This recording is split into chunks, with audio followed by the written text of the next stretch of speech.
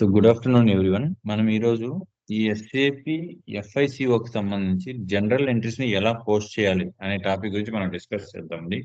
Already previous వీడియోలో మనం general entries ని పాస్ చేయాలంటే మనకు కావాల్సిన basic accounting knowledge, golden rules for accounting. మనం ఒక ఎంట్రీ పాస్ చేయాలంటే మనకు కావాల్సిన మినిమం అకౌంటింగ్ నాలెడ్జ్. మనం ఒక ఎంట్రీలో డెబిట్ కి సంబంధించి ఏ లెడ్జర్ వస్తుంది, క్రెడిట్ కి సంబంధించి ఏ లెడ్జర్ వస్తుంది అనే దానికి సంబంధించి ఒక బేసిక్ అకౌంటింగ్ నాలెడ్జ్ అది మనకి ఖచ్చితంగా నేర్చుకోవాలండి ఎంట్రీస్ పాస్ చేయాలంటే.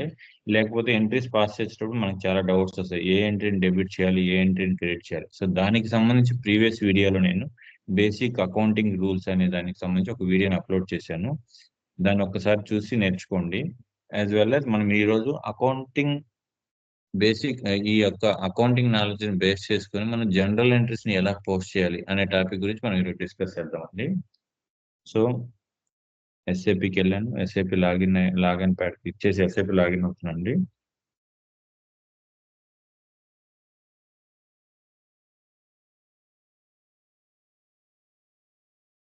SAP login. సో మనం జనరల్ ఎంట్రీస్ కి పోస్టింగ్ సంబంధించి మనం మినిమం నిన్న క్లాస్ లో ఈ గోల్డెన్ రూల్స్ ప్రకారం దీని గురించి డిస్కస్ చేసామండి. సో ఇప్పుడు మనం జనరల్ ఎంట్రీస్ ని పోస్ట్ చేయాలి అని అంటే దానికి సంబంధించి ఎస్ఏపిలో టీ కోడ్స్, ఇది ఎండ్ యూజర్ వర్క్ అండి. ఎండ్ యూజర్ ప్యాడ్ ద్వారా ఎలా వేయాలి, ఎలా వెళ్ళి చేయాలనే దాని నుంచి కూడా నెక్స్ట్ వీడియోలో చెప్తాను. బట్ ఈ రోజు టీ కోడ్ ద్వారా నేను చెప్తానండి. So general ledger posting in single screen. So single screen general ledger post చేయడానికి సింగిల్ స్క్రీన్ ఉంటుంది, as well as double screen ఉంటుంది. సో మనం ఇప్పుడు సింగిల్ స్క్రీన్ లో ఎలా పోస్ట్ చేయాలనే దాని గురించి ఎక్స్ప్లెయిన్ చేస్తానండి. సో ఎస్ఏపి ఆల్రెడీ లాగిన్ అయినాను.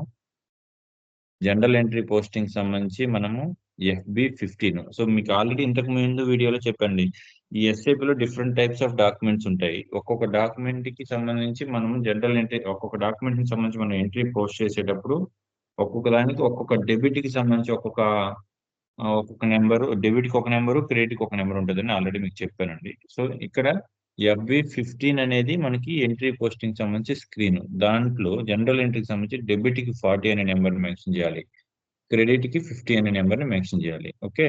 సో ఇప్పుడు జనరల్ ఎస్ఏపి లోకి వెళ్ళి మనం ఎంట్రీస్ ని ఎలా పాస్ చేయాలని చూద్దాం. సో సింగిల్ స్క్రీన్ లో జనరల్ ఎంట్రీస్ పాస్ చేయడానికి కావాల్సిన టీ కోడ్ ఏంది? FB15. So FB15 enter. So చూడండి, జిఎల్ అకౌంట్ డాక్యుమెంట్.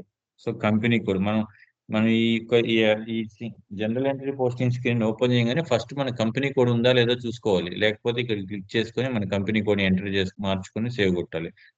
లేకుండా మనం చెక్ చేసుకుంటే ఎంట్రీ కొట్టేసాం, అది ఏ కంపెనీకి సంబంధించి ఎంట్రీ అవుతుందో కూడా తెలియదు. మేబీ మాక్సిమం ఎంట్రీస్ కాకపోవచ్చు, ఎందుకంటే ఒక కంపెనీ కోడ్ లో ఉన్న వెండర్ నేమ్స్, లెడ్జర్స్ ఇట్లాంటివి ఇంకో కంపెనీలో ఉండొచ్చు, ఉండకపోవచ్చు. So some times entries pass అవుతాయి, సమ్ టైమ్స్ ఎంట్రీస్ పాస్ అవుతాయి. సో బిఫోర్ దట్ మనము ఎంట్రీ చేసే ముందు మనం ఏ కంపెనీ, ఇక్కడ కంపెనీ కోడ్ ఏది ఉందో చెక్ చేసుకోవాలి. SSM అంటే సూర్య సూపర్ మార్కెట్ బిజినెస్. సో ఇది కరెక్ట్ కంపెనీ, మనం చేసేటువంటి కంపెనీకి సంబంధించి కంపెనీ కోడ్. సో క్లిక్ చేయాలి. So document date. సో ఇక్కడ ఈ స్క్రీన్ లో డాక్యుమెంట్ డేట్ అంటే ఈ రోజు డేట్ క్లిక్ చేయండి. ఈ రోజు ఎంట్రీ పోస్ట్ చేస్తున్నాం. అగైన్ పోస్టింగ్ డేట్ సేమ్ అదే. GL account. సో ఇక్కడ ఈ స్క్రీన్ లో ఇవన్నీ లైన్ ఐటమ్ డిస్ప్లే అంటారండి వీటిని. సో దీనికి సంబంధించి జిఎల్ అకౌంట్స్ ఇక్కడ సెర్చ్ చేస్తాము. సెర్చ్ చేయగానే మన కంపెనీ కోడ్ వచ్చి తర్వాత ఎగ్జిక్యూట్ చేస్తాము. సో మనం ఆల్రెడీ క్రియేట్ చేసిన జనరల్ లెడ్జర్స్ అన్ని ఇక్కడ డిస్ప్లే అవుతాయి ఈ అండర్ ది కంపెనీ కోడ్ కి సంబంధించి జనరల్ ఎంట్రీస్ అన్ని. సో మనం ఇప్పుడు ఏ ఎంట్రీ పాస్ చేద్దాము? ఆల్రెడీ మనం నిన్న ఒక పారాగ్రాఫ్ తీసుకొని డిస్కస్ చేసాం కదా. సో దీనికి సంబంధించి మనం ఒక ఎంట్రీ పోస్ట్ చేద్దాం. First cash account debtor to Sudhakar Rao share capital account. So ఈ ఎంట్రీని నెక్స్ట్ స్టెప్ లో చేస్తాను. ఇప్పుడు ఏంటంటే సుధాకర్ రావు షేర్ క్యాపిటల్ అనే దానికి సంబంధించి మనం లెడ్జర్ ని క్రియేట్ చేయలేదు, దాన్ని నెక్స్ట్ క్రియేట్ చేసి మీకు ఎంట్రీ పాస్ చేస్తాను. సో నెక్స్ట్ సెకండ్ స్టెప్ ఏంటంటే సెకండ్ ఎంట్రీ మనం ఇక్కడ ఏంది, cash deposited in the HDFC bank amounting 7 lakhs. So 7 lakhs HDFC bank లో క్యాష్ డిపాజిట్ చేశారు. సో దీనికి ఎంట్రీ ఎలా చేస్తాము?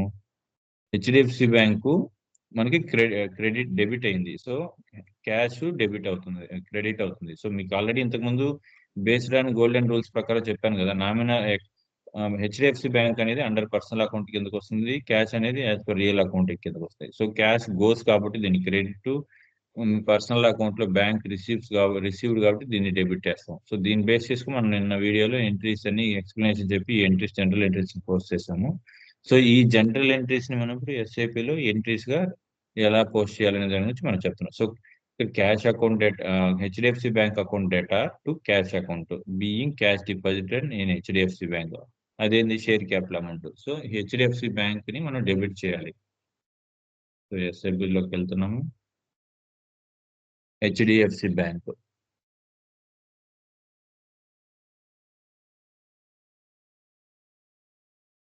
solution FB50.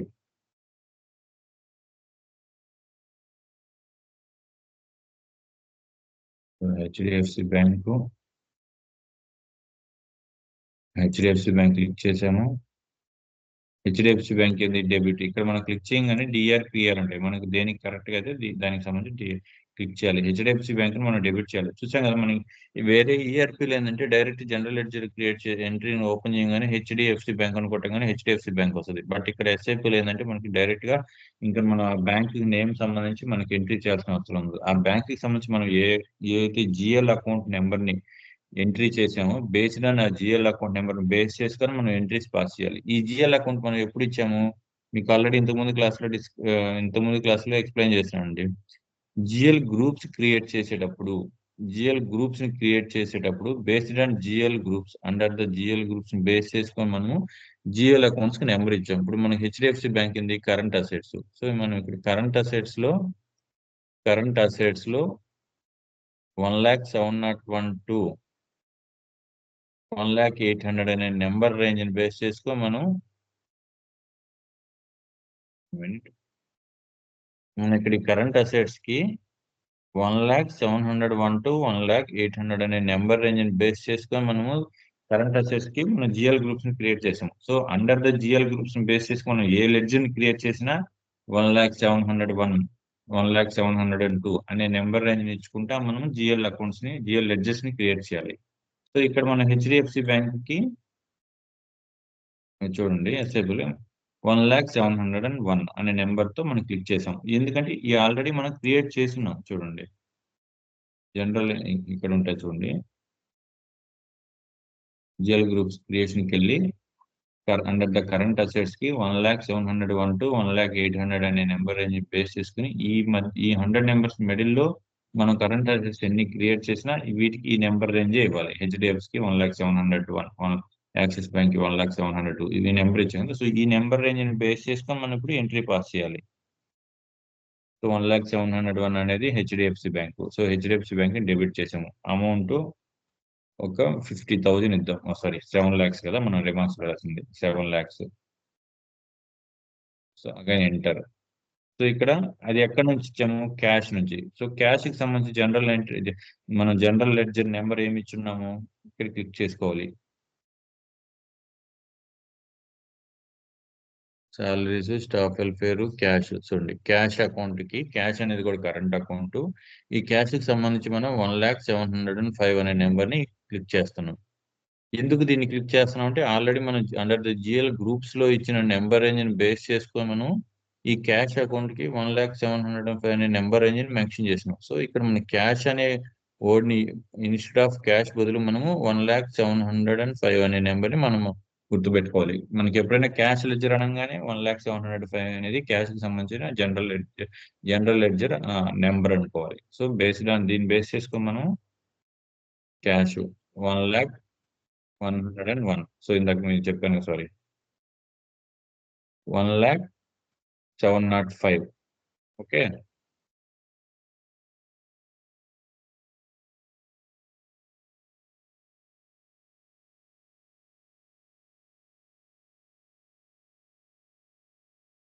$1,07,05 అనేది క్యాష్ కి సంబంధించి. సో క్లిక్ చేసాం, 1,07,05 వచ్చింది కాబట్టి సో ఈ క్యాష్ ని ఏం చేస్తాం, క్రెడిట్ చేస్తున్నాం. Next same amount 7 lakhs. So enter.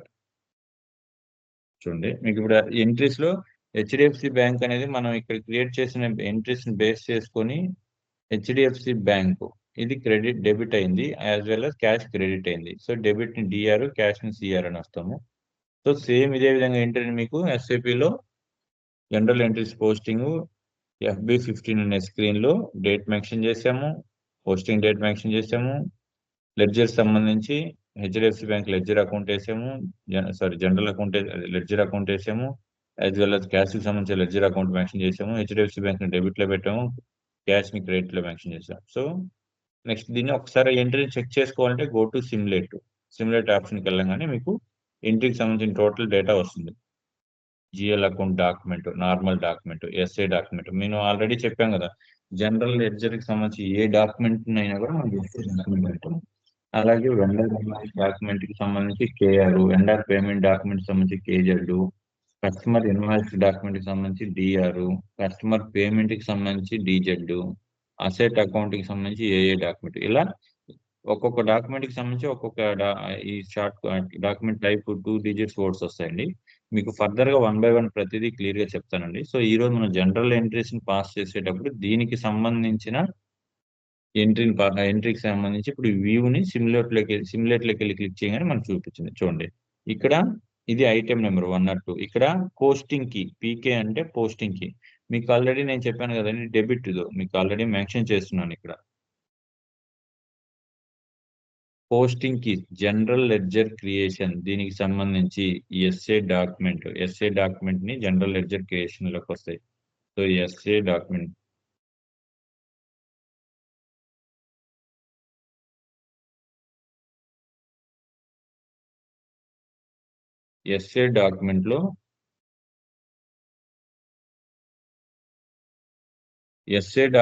లో డెబిట్ కి సంబంధించి పోస్టింగ్ కి 40, క్రెడిట్ కి సంబంధించి పోస్టింగ్ కి 50. సో దీన్ని మనం డెబిట్ అంటే HDFC బ్యాంక్ డెబిట్ అయింది కాబట్టి దాని పోస్టింగ్ కి 40, క్యాష్ క్రెడిట్ అయింది కాబట్టి క్రెడిట్ కి సంబంధించి పోస్టింగ్ కి 50. సో మీకు ఈ మ్యాండటరీగా నేర్చుకోవాలి. ఈ మన దగ్గర ఉండే అకౌంట్స్ SAP FICO కి సంబంధించి మ్యాక్సిమం FICO కన్సల్టెంట్ కానీ ఎండ్ యూజర్లు కానీ మ్యాక్సిమం 6 టైప్ ఆఫ్ డాక్యుమెంట్స్ కి సంబంధించిన డెబిట్ అండ్ క్రెడిట్ కి సంబంధించి పోస్టింగ్ కీస్ ని 100% నేర్చుకోవాలి. ఎందుకంటే బేస్డ్ ఆన్ పోస్టింగ్ కీస్ ని బేస్ చేసుకొని మనం డెబిట్ క్రెడిట్ అనేది మనం కన్ఫర్మ్ చేసుకుంటాం. ఎందుకంటే కంపేర్ టు మిగతా ERPs లో టాలీ కానీ అదర్ అకౌంట్స్ ERPలు కానీ ఒరాకిల్ సంబంధించి అకౌంట్స్ ERPలు కానీ దేంట్లో అయినా కానీ మనకి పోస్టింగ్ కి సంబంధించి ఫర్ ఎగ్జాంపుల్ టాలీ అనుకో, పేమెంట్ అంటే దేనికి సంబంధించి పేమెంట్స్ అయినా రెగ్యులర్ ఎక్స్పెండిచర్ అయినా వెండర్ పేమెంట్లు అయినా కస్టమర్ దేనికైనా పేమెంట్ అనగానే ఒక FI అనే నెంబర్ గుర్తుపెట్టుకుంటే చాలు. రిసిప్ట్ అంటే F6 అనే నెంబర్ గుర్తుపెట్టుకుంటే చాలు. సో బట్ ఇక్కడ SAPలో అలా ఉండదు. ఒక్కొక్క డాక్యుమెంట్ కి సంబంధించి పోస్టింగ్ కీస్ డిఫరెంట్ గా మారిపోతాయి. సో SA డాక్యుమెంట్ కి సంబంధించి 40 డెబిట్, క్రెడిట్ వచ్చి 50. సో ఆ విధంగా మిగతా డాక్యుమెంట్లు అన్నిటి కూడా ఈ నెంబర్ రేంజ్ మారుతాయి. అవి మీకు 1 by 1 నెక్స్ట్ క్లాస్ లో చెప్తాను. ప్లస్ అలాగే ఈ 6 డాక్యుమెంట్స్ కి సంబంధించి డెబిట్, క్రెడిట్, పోస్టింగ్ కీస్ ని కూడా విడిగా మీకు ఒక బ్రీఫ్ గా షార్ట్ వీడియోలో ఎక్స్ప్లెయిన్ చేసి చెప్తానండి. సో ఇప్పుడు చూసారు కదా, ఈ ఎంట్రీని పోస్టింగ్ డేట్ డిస్ప్లే అయింది, ఫిజికల్ ఇయర్ 2023 అయింది, కంపెనీ కోడ్ SSMB డిస్ప్లే అయింది. సో కరెన్సీ INR అంటే Indian currency, next serial number, bank, assignment అంటే మనం ఇక్కడ రిమార్క్స్ రాసి ఉండాలి, రాయలేదు నో ప్రాబ్లం బట్ రాయాలి, amount. So go to save, control save. So entry pass చేసాం కాబట్టి save. There is no item category assigned in SSOC. So ఈ ఎర్రర్ ఏందనేది మీకు నెక్స్ట్ వీడియోలో చెప్తానండి, ఇందువల్ల ఈ ఎర్రర్ వచ్చింది అనేది.